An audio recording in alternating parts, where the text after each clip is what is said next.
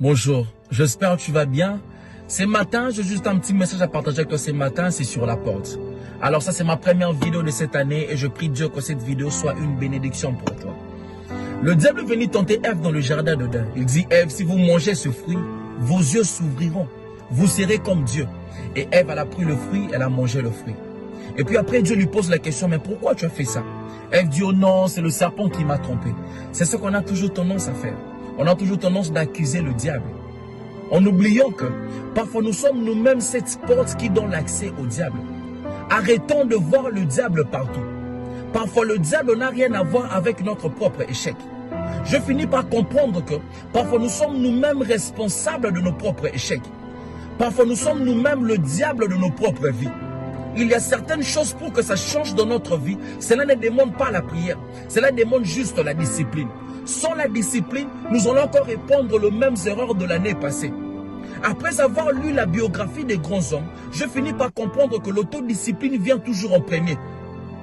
C'est par là que je comprends que la discipline, c'est le pont qui sépare le résultat et l'objectif. La discipline nous aide à ne jamais oublier ce que l'on veut. La discipline, c'est la clé de la réussite. La discipline nous aide à avoir de limites. La discipline nous aide à nous améliorer. La discipline t'apprend à vivre selon tes moyens pour éviter des dettes inutiles. La vie nous donne deux choix. Ou soit d'accepter la douleur de la discipline, ou soit d'accepter la douleur du regret. Mais n'oublie pas que la douleur du regret, c'est pour toute une vie. Mais la douleur de la discipline, c'est pour un temps. On ne devient pas grand en un seul jour. Mais c'est le pas qu'on fait chaque jour vers la grandeur qui fera de nous un grand. Car le pouvoir d'un homme réside dans ses efforts répétés chaque jour. Je vais te choquer en te disant que notre plus grand ennemi, ce n'est pas le diable. Notre plus grand ennemi, c'est nous-mêmes. Le diable n'a pas pris la main de Ève pour lui faire manger le fruit. Parce que même le diable nous laisse toujours un choix. Parce que le diable sait qu'il n'a aucun pouvoir contre nous. Mais il est tellement stratège que le diable nous utilise pour notre propre destruction. Et quand l'apôtre Paul a compris ça, voilà pourquoi l'apôtre Paul dit « Je traite durement mon corps ».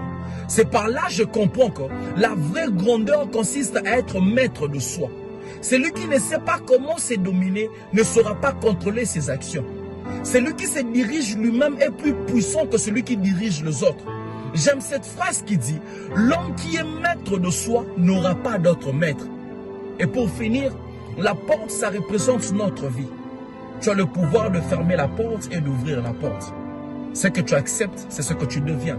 Ce que tu refuses, c'est ce que tu ne deviens pas. Vous voyez? Et la porte a toujours besoin d'une clé. Et la clé de la porte de notre vie, c'est la discipline.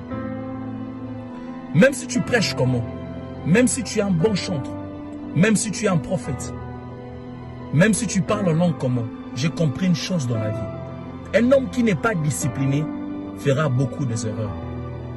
Quand le diable est venu tenter Jésus, il dit, si réellement tu es le Fils de Dieu, transforme ces pierres en pain. Jésus dit que l'homme ne vivra pas seulement du pain, mais il avait faim, son corps avait besoin. Mais Jésus voulait nous apprendre que parfois dans la vie, il faut apprendre à sacrifier des choses éphémères pour des choses durables.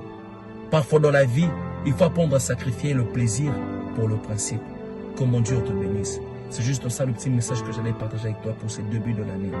Alors, que mon Dieu te bénisse. Merci beaucoup.